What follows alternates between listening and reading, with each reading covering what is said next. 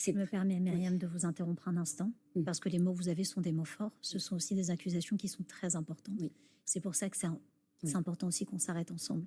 Et je sais que quand on est victime, c'est très difficile de revenir sur ces moments. Donc à tout moment, vous avez le droit de dire que c'est compliqué pour vous. Lorsque vous rentrez un par un dans ce hangar, vous dites que vous êtes violenté et torturé, et parfois aussi agressé sexuellement. Ces violences, elles sont physiques, on vous frappe. Oui. Vous avez été vous-même battu? J'ai été battue et agressée sexuellement. Qu'est-ce qu'on vous a fait? Quand je suis rentrée dans cet hangar, un soldat me fait rentrer. Ils ont cette prise de vous mettre le bras comme ça et de vous baisser la tête. Je vois un de mes camarades par terre avec le pantalon baissé, mais encore le caleçon. Et puis, il y a un autre soldat en face qui fait « Hey !» Et on avance. Et là, la première chose qu'il fait, c'est venir me palper la poitrine. Ensuite, je l'entendais me dire « Come with me, come with me ». Ils avaient ce sadisme. Et puis... ça va aller. Respirez. Vous avez le droit d'avoir ces émotions. Vous êtes sur ce plateau. Vous êtes en sécurité ce soir. Vous êtes à nos côtés. Et puis,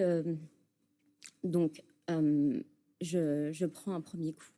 Des claques qui vous assomment, qui vous voyez 36 chandelles. Sur le visage? Sur le visage, derrière la tête. Tout se passe au niveau de la tête. Et ce que j'ai fait, c'est que j'ai essayé de me décaler parce que quand il me disait « Come with me », bien évidemment, je n'étais pas consentante. Je ne voulais pas le suivre parce que je comprenais ce qui était en train de se passer. Et j'ai juste eu terriblement peur de me faire violer. Je me suis mise un peu plus sur le côté dos au conteneur. Et continuait à me toucher. Et puis un autre est arrivé et là, j'aperçois leur silhouette parce que le troisième soldat était en train de torturer mon camarade au sol avec un taser. Et à ce moment-là, il lui propose le taser pour moi. Et je disais non. J'avais envie de dire I'm just a woman, mais je ne pouvais pas trop m'exprimer parce que pendant la formation, on nous disait de vraiment rester non violent et d'essayer de ne pas montrer que ce qu'ils nous font nous impacte. La formation avant voilà. Partie. Oui. Parce qu'ils aiment ça et c'est pire après. Et j'aperçois la silhouette de ces deux soldats, surtout celui de droite, qui... C'était deux hommes qui faisaient peut-être 3 fois ma taille, 6 fois mon poids. Je ne pouvais rien contre eux. J'aurais rien pu faire de toute façon. Et il a refusé le taser. Et là, je me dis, avec le recul, c'est parce que justement, il a vu ma petite taille. Et il m'a attrapée donc, par les cheveux. Et il a commencé à me refrapper sur la tête pendant que l'autre me tirait la poitrine, le pantalon. Enfin. Et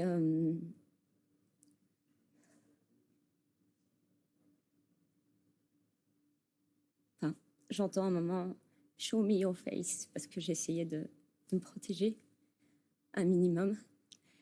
Et tout doucement, j'essayais de m'écarter comme je pouvais parce que j'étais sonnée. Et un des deux, celui qui était à ma gauche, à un moment, ouvre la porte de ce container. Je vois la lumière. Et ce que j'aperçois surtout sur le sol, parce que je ne lève pas la tête, c'est des taches de sang.